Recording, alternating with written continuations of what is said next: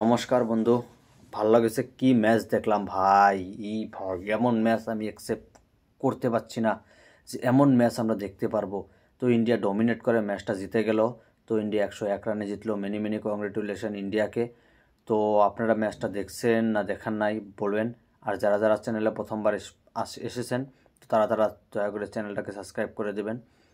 তো ইন্ডিয়া ভাই ডমিনেট করে ম্যাচটা জিতলো। শুরুয়াত ইন্ডিয়ার একেবারে ভালো হয়নি। প্রথমে শুভমন গিলের উইকেটটা পড়ে যায়, তারপরে সূর্যা কুমার কিছু ভালো শট মারে, তারপরে তারও উইকেটটা পড়ে যায়। তো তারপরে কিন্তু অভিষেক শর্মা বেশি টিকতে পারেনি বেশি টাইম, তো অভিষেক শর্মা আউট হয়ে যায়। কিন্তু তারপর আসে কে? Kung fu Pandya, the Hardik man show. তো হার্দিক পান্ডিয়া একাই কিন্তু ম্যাচটা ঘুরিয়ে দেয়।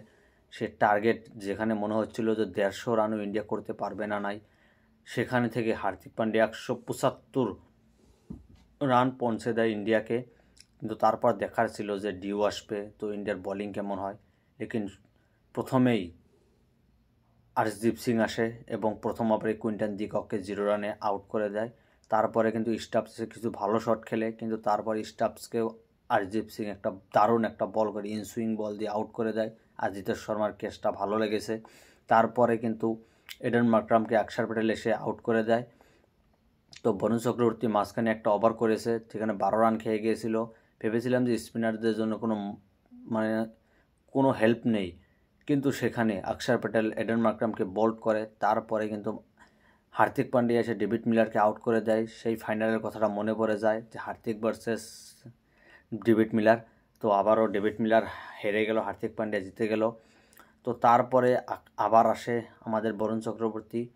তো ডোয়ান ফেরেরাকে আউট করে দেয়, একটা দারুণ ক্যাচ নেয় জিতেশ শর্মা। তো জিতেশ শর্মা কিন্তু ভালো ফিল্ডিং করেছে আজকে। তারপরে আসে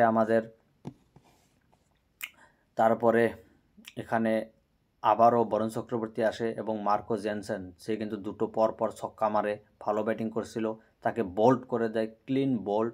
মার্কো জেনসেন বুঝতেই পারে না, গুগলিটা আউট হয়ে যায়। তারপরে কিন্তু ইন্ডিয়া পুরোপুরি ম্যাচটাতে কন্ট্রোল করে নেয়।